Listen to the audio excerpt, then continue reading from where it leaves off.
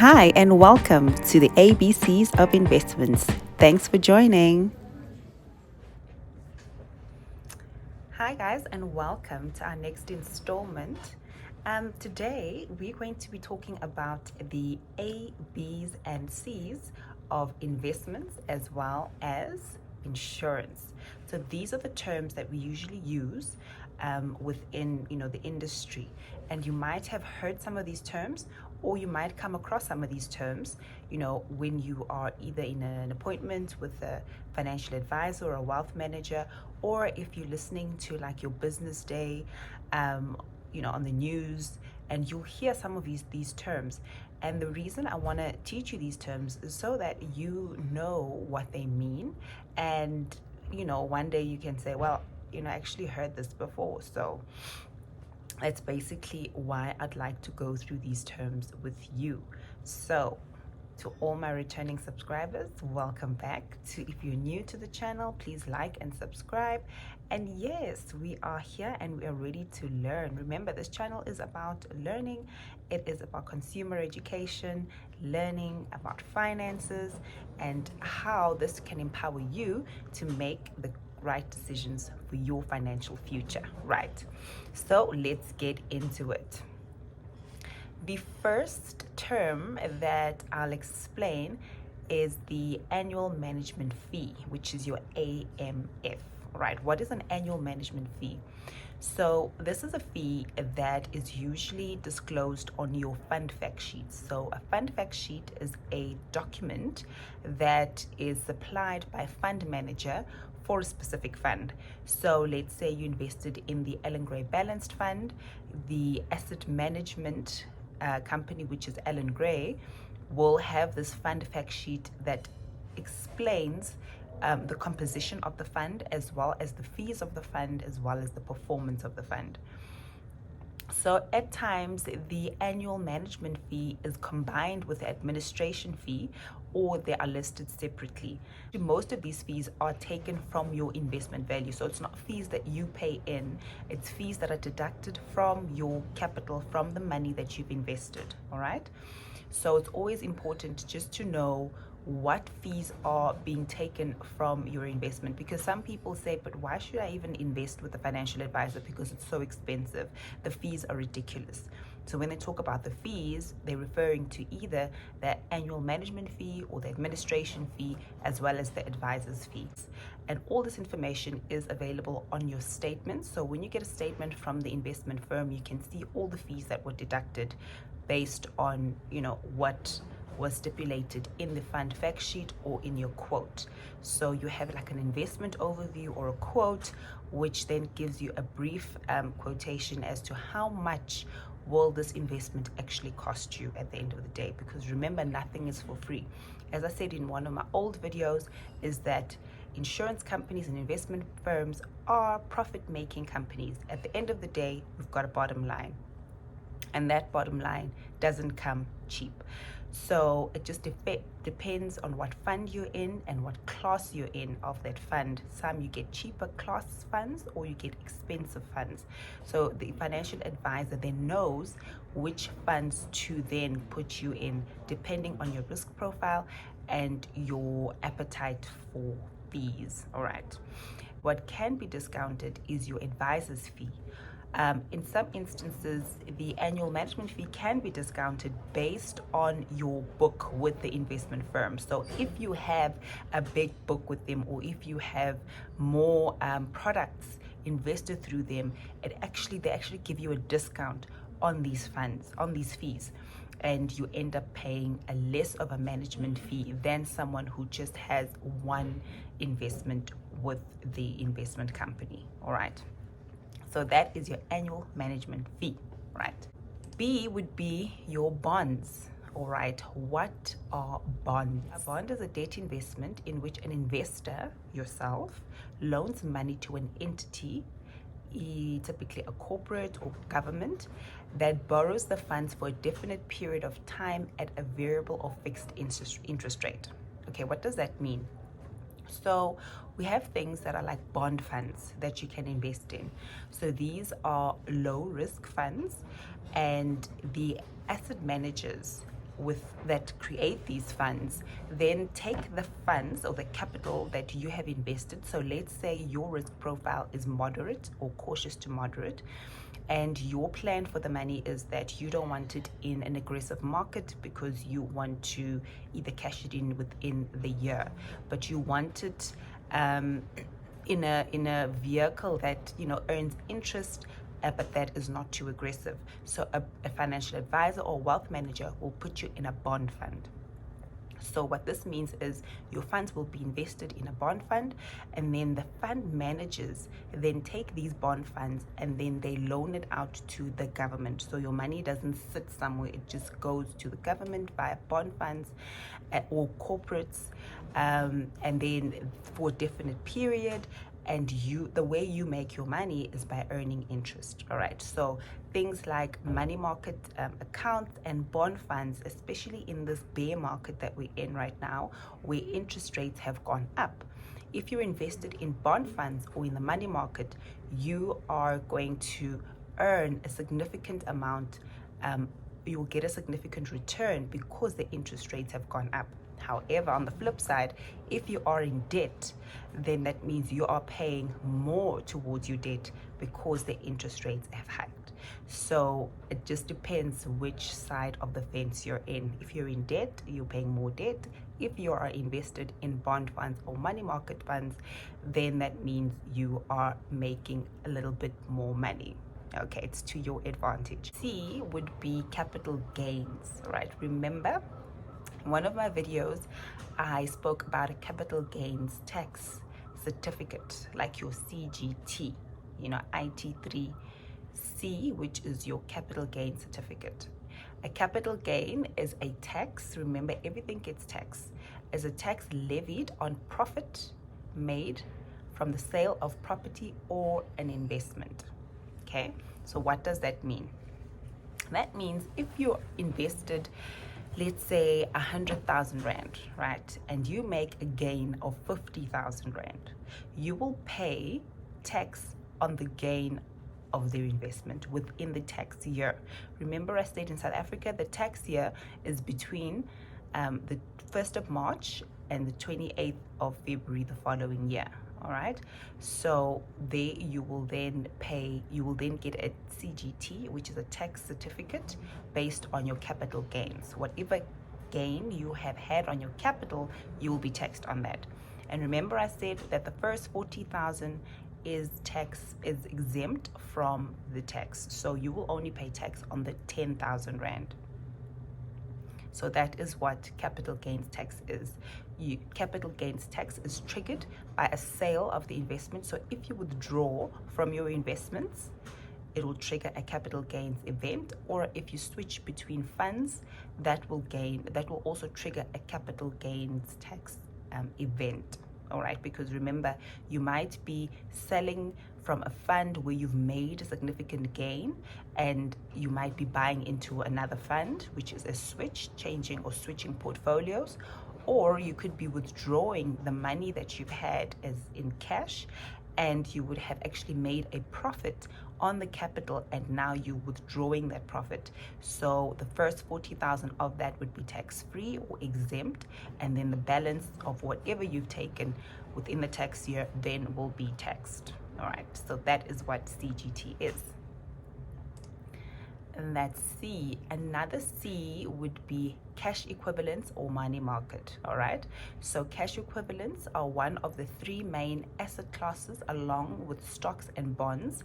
These securities are characterized by a low risk and low return profile. Remember, they're not as aggressive as equities. Okay, however, as I said, if you are invested, like let's say in a bear market now, and interest rates have gone up in South Africa, it means that your money market will actually have a significant gain within this period. All right, however, if you're indebted, then your debt costs more. Your advisor says, okay, if you say, listen, I want to park my money for the next 6 months, then the best thing for you to do, low risk and low profile return, would be to put your money in cash.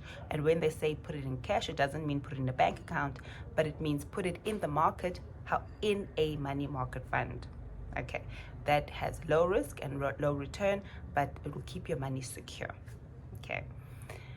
Then our other C, a collective investment scheme, or CIS, is a fund that is operated by a trust company or a bank that handles a pooled group of trust accounts. Collective investment funds combine assets from various individuals and organizations to create a larger portfolio that is well diversified. So basically, it just depends. Like they sometimes call them asset managers or collective investment schemes. It's basically the same thing, where the fund manager manages in the collective scheme. They put together all these accounts, and then they take that money and then they invest it in various organizations, and they create a larger diversified profile. Okay, so this would fall under your normal unit trust investments. Right. Then our next C would be compliance risk.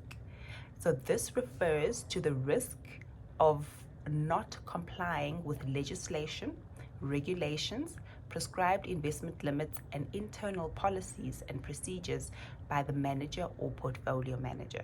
So basically, remember I said in this industry we are highly regulated. So compliance risk is one of those elements that ensures that portfolio managers, asset managers, wealth managers, we operate within the prescribed set of rules and policies, all right, and the limits based on legislation. Okay, so that would be your compliance risk.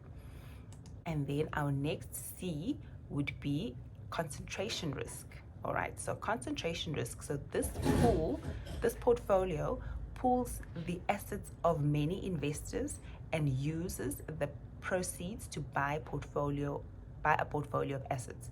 There are regulations in place that limit the amount that may be invested in securities, asset classes, and or companies, thereby spreading the risk. There is a regulation in place, which is your concentration risk, where you are actually prescribed to only keep X amount, let's say a percentage, like 30% offshore, 30% in equities, or 30% in property. So it's also just defined by those limitations based on the regulation. Okay, so that is your concentration risk. How much of your asset is distributed amongst all the different types or sectors that we're investing in. All right. Then we have our CPI, which you will hear a lot in the news. CPI is your consumer price index. It's an index of the variation in prices paid for retail goods and other items by typical customers. So basically, it's just the cost of a basket of groceries, right? That's in layman's terms. A full basket of groceries cost you probably 100 Rand 5 years ago, but now that same basket of goods now costs you 200 Rand. So that is CPI. That's your inflation, your consumer price index, how much the cost of goods has gone up due to inflation over time. All right, so that would be your consumer price index. Then our next C would be credit risk. All right, credit risk is where an issuer of a non-equity security may not be able to make interest payments and or capital repayments. This may impact the value of the portfolio. Remember, the monies that are loaned to you are also taken from somewhere else, which means that if a consumer cannot pay back this credit that the bank has given, the bank has then also bought bonds or whatever the case may be, and they've taken that money and they've loaned it to you, but you cannot pay that loan back. It's going to affect the bank paying back that bond, which will have an impact on your portfolio. Why? Because of this credit risk. They've taken the monies from investors and loaned it somewhere else, but that's the risk that they took. That's what leads to this credit risk. All right. Then our next C would be currency or foreign exchange risk. Okay, this risk is associated with investments that are dominated in currencies different from the portfolio's currency.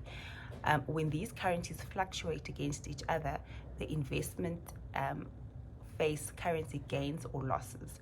So that's exactly what's happening, right now within a lot of portfolios.